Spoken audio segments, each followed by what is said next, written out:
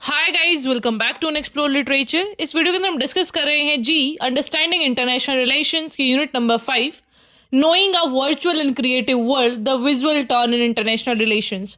तो ये काफ़ी इंटरेस्टिंग यूनिट होने वाला है, लास्ट तक देखिएगा ताकि आप किसी पॉइंट को मिस ना करें। And this is the last unit for this जी। बाकी सारी यूनिट्स कवर की जा चुकी हैं, इनके लिंक आपको डिस्क्रिप्शन में मिल जाएंगे, प्लेलिस्ट भी अपडेटेड है। ऑल्सो इस वीडियो का लाइक टारगेट है 500, तो जल्दी से वो कर दो and also share this video with your friends. जब इस पे हो जाएंगे इतने कमेंट्स तो I will start uploading important questions for this GE. Alright, so now without wasting much of your time let's start the topic. तो सबसे पहले हम बात करेंगे डिजिटल रेवोल्यूशन के बारे में कि किस तरीके से सोशल मीडिया आया and it played a crucial role in public this political uprising across North Africa and Middle East during the Arab Spring of 2011।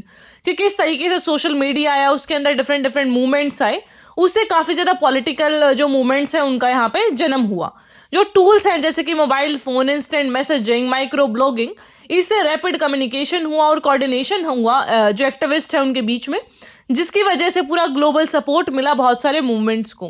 Tunisia और इजिप्ट के अंदर भी जो इंटरनेट है उसने काफ़ी ज़्यादा इंपॉर्टेंट रोल प्ले करा पावर स्ट्रगल्स में, और इससे ही वो ओवरथ्रो कर पाए ऑथोरिटेरियन रिजीम्स को।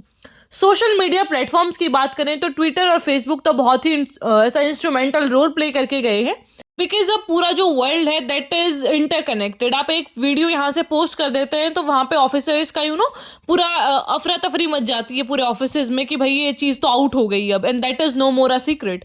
तो वो चीज़ आपको दिखाता है कि how important and how powerful social media is. But despite its empowering potential, जो सोशल मीडिया है वो कुछ ऐसा चैलेंजेस भी फेस करता है, जैसे कि गवर्नमेंट सर्विलेंस, कॉर्पोरेट कंट्रोल। तो होता क्या है कि गवर्नमेंट बहुत बार ऐसे सर्विलेंस पे डाल देती है चीज़ों को। भी आपको देखने को मिला होगा कि बहुत सारे यूजर्स के पास ये पेगासस वाला अटैक की हमने बात सुनी थी ना, कि इजराइल बेस्ड एक वो है एक एप्लीकेशन है जिससे जो गवर्नमेंट है वो कुछ एक्टिविस्ट के, कुछ मीडिया पर्सन्स के फ़ोन्स को हैक कर रही है। तो वो सारी चीज़ें भी काफ़ी ज़्यादा फिर प्रॉब्लमेटिक हो जाती है, बिकॉज हमारा जो एक फ्रीडम ऑफ स्पीच है, फ्रीडम ऑफ प्राइवेसी है, उसको आप हनन कर रहे हैं through your government things. Internet की पावर को रिकॉग्नाइज करते हुए यूएन ने भी एक इशू प्लेस किया of internet access and governance on इस एजेंडा। मतलब कि उन्होंने भी इस चीज़ को कंसिडर किया है कि भाई हाँ, जो इंटरनेट एक्सेस है वो लोगों का राइट होना चाहिए, और गवर्नेंस में भी इसका कितना रोल है। तो जो लीडिंग इनिशिएटिव्स हैं जैसे कि इंटरनेट गवर्नेंस फोरम, उसको इस्टेब्लिश किया गया। जो आईजीएफ है वो टुगेदर लेके आता है सारी चीज़ों को from representatives from civil society, corporations, government, ताकि वो सारी पॉलिसी इंप्लीमेंटेशन है जो मीडिया और कम्युनिकेशन की उनको डिस्कस कर सके इंटरनेशनल लेवल पे। While some critics view the IGF as an ineffective, it serves as an important platform। कुछ लोग इसको ऐसा देखते हैं कि भाई बना के रख दिया है, चाय बिस्किट लेते हैं बस बैठ के वहाँ पे, कुछ करते धरते हैं नहीं, but still it has some role because something is better than nothing.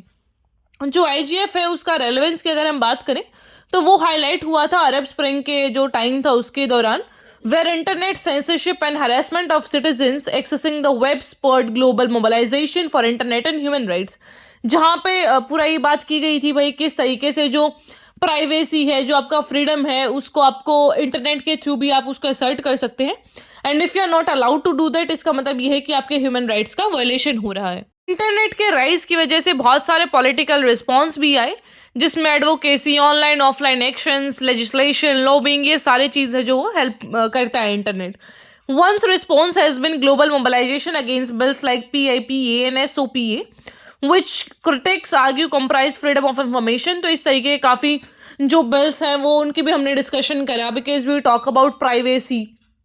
तो हमने ये सारे काफ़ी लेजिस्लेशंस भी लेके आए गए कि भाई इंसान का प्राइवेसी ज़्यादा होना चाहिए, आप ऐसे डेटा शेयर नहीं कर सकते हैं। जो फिल्ट्रेशन है, सेंसरशिप है, इन सारी चीज़ों को भी यहाँ पे डील करने की बात की गई है कि अगर एक पर्टिकुलर बिल आएगा, एक लॉ बनेगा, तो आप फिर उन चीज़ों की बात कर सकते हैं। जो वेस्टर्न ऑल फिल्टरिंग टूल्स हैं in countries with repressive government has sparked debates about the balance between security, commercial interest and human rights. अभी आपने देखा होगा कि जिस तरीके से सारा इंटरनेट का चलन बढ़ रहा है, इसमें इंसान की प्राइवेसी बहुत कॉम्प्रोमाइज़ होती है। अब आप ये बात करते हैं, जैसे अब आप इंस्टाग्राम की बात करें, आपकी फीड पे ना बहुत ऐसी चीज़ें आती हैं। मैंने तो ये चीज़ भी फील करा है, if I am like on a call with someone, और मैं कुछ बात कर रही हूँ, like for example I am very much sad, मेरे पे रील्स भी सैड आएंगी उस टाइम पे, I don't know from like out of nowhere they show me that particular reels कि डिप्रेशन ही हिट करवा देंगे एक टाइम पे, तो ये फील हो जाएगा कि मेरे से दुखिया है नहीं कोई इस संसार में, ठीक है। तो वो चीज़ है, they are doing that intentionally. ये इनकी सारी मार्केटिंग स्ट्रेटजीज टाइप होती हैं, एंगेजमेंट के लिए होता है कि इंसान फिर उन रील्स को ज़्यादा से ज़्यादा देखेगा।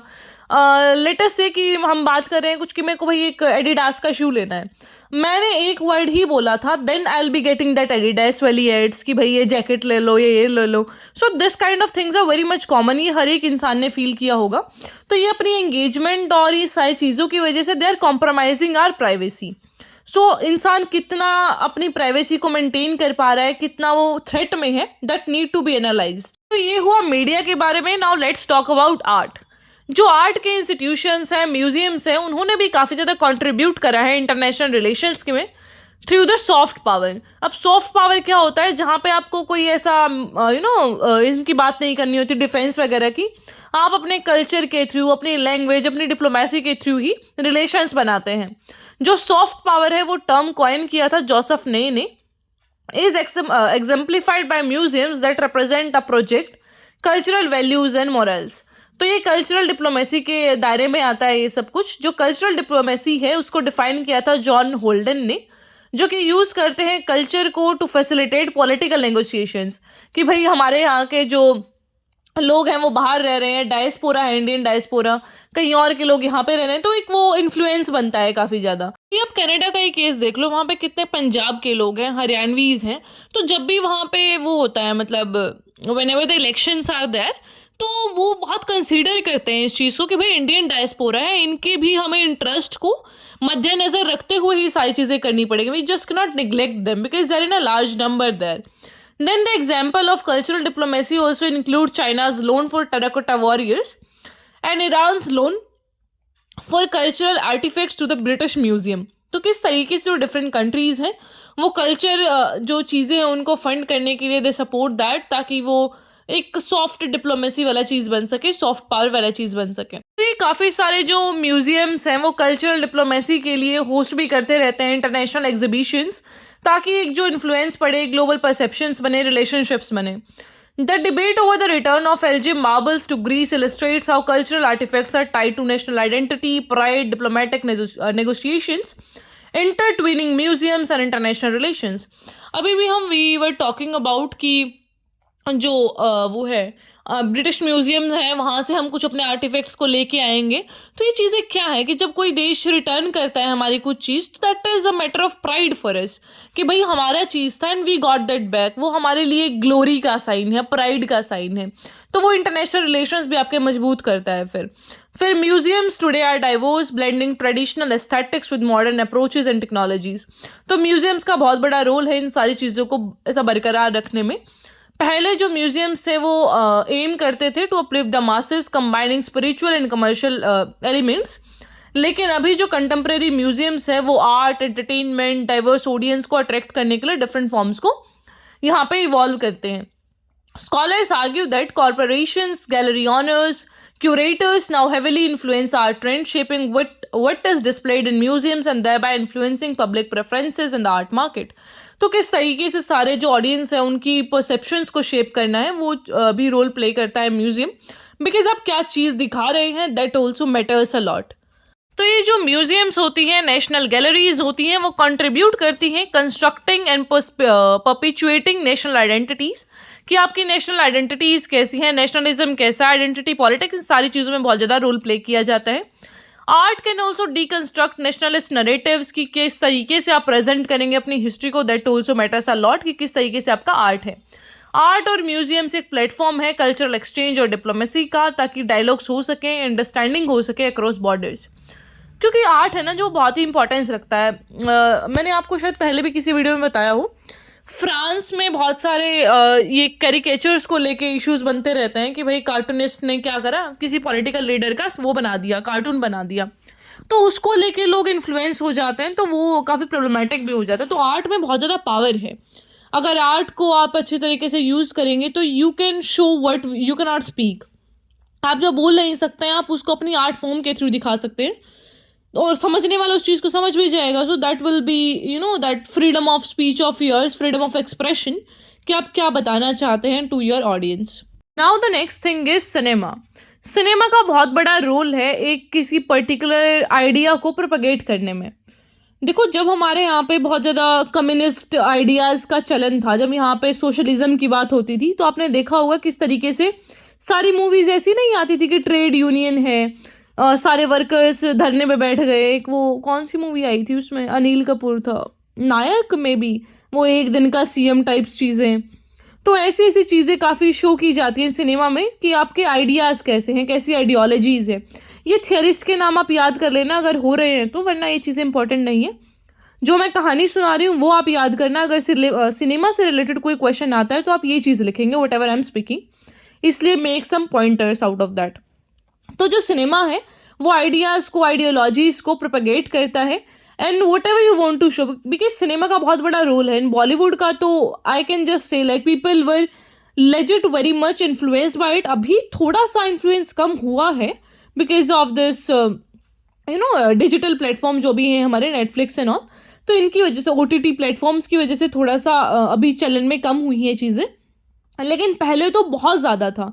मतलब लोगों को, have you like seen that thing, जब रामायण चलता था ना बहुत ज़्यादा, तो जो लोग राम जी का रोल प्ले करते थे उसमें, राम जी सीता माता, लोग उनको असली भगवान समझते थे. मतलब वो बाहर कहीं दिख जाए तो उनके पैरों में पड़ जाए लोग. तो इतना इन्फ्लुएंस था लोगों के मन में, they used to consider that thing कि भाई ये चीज़ इज़ वेरी मच रियल.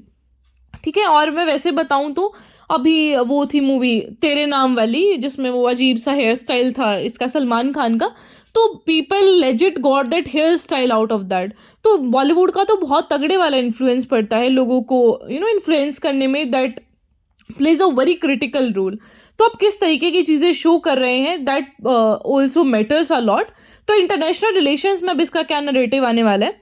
अब आप किस चीज़ को कैसा दिखा रहे हैं. अब आप किसी फॉर एग्जाम्पल आप कोई जापानीज कैरेक्टर है आपके मूवी के अंदर, आप उसको कैसा दिखा रहे हैं. तो जो नॉर्मल लोग हैं, ऑडियंस है जो, उनके दिमाग में उस जापानीज कैरेक्टर का वैसा इमेज बन जाएगा. एक अफ्रीकन का कैसा इमेज, एक अमेरिकन का कैसा इमेज है. So that plays a very important role when you are shaping your perceptions, कि कौन इंसान कैसा है. ठीक है. तो वो चीज़ आपके दिमाग में आएगी. अब जैसे कि एक शो आता था रिलेटेड टू यमराज का था कुछ. तो we always use to think about Yamraj is like he will be wearing black वाले कपड़ा एंड ऑल. लेकिन उस शो में दिखाया गया था कि he is a normal kind, वो जैसे नॉर्मल भगवान टाइप होते हैं, तो उस तरीके का ही उनका अटायर था. तो that was the challenging thing कि आप किस तरीके से आपके दिमाग में बिठा दिए जाते हैं वो इमेज, कि ये तो ऐसे दिखते हैं, और आप उस चीज़ को रियलिटी मानना शुरू कर देते हैं. To conclude we can say that कि जो सिनेमा है उसका बहुत ज़्यादा इंपॉर्टेंट रोल है. वो किस तरीके की चीज़ें शो करेगी, उससे लोगों की कॉन्शियसनेस पे, उनके परसेप्शंस पे बहुत ज़्यादा फ़र्क पड़ेगा. So we can use cinema as a tool to guide people, और अपने इंटरनेशनल जो रिलेशंस है, अपनी डिप्लोमेसी है, उसको बढ़ाने के लिए हम उसका यूज़ कर सकते हैं. तो इसी के साथ आपकी ये यूनिट और पूरा सिलेबस भी कंप्लीट होता है. आई होप आपको समझ आया होगा. कोई क्वेश्चन क्वेरी जो भी है उसे पूछ लीजिएगा. And it takes a lot of time, I repeat again कि बहुत टाइम लगता है ये चीज़ें प्रिपेयर करने में, आपके लिए पूरा कंटेंट निकालने में. तो थोड़ा सा समय तुम भी निकाल लिया करो, 1-2 मिनट का, अपना फीडबैक दे दिया करो. That will matter a lot to me. अगर तुम थोड़ा सा अपना एक छोटू सा कमेंट लिख के चले जाओगे, I would love that. All right. So बाकी तुम समझदार हो. I will meet in the next video. Till then take care, stay happy, stay healthy.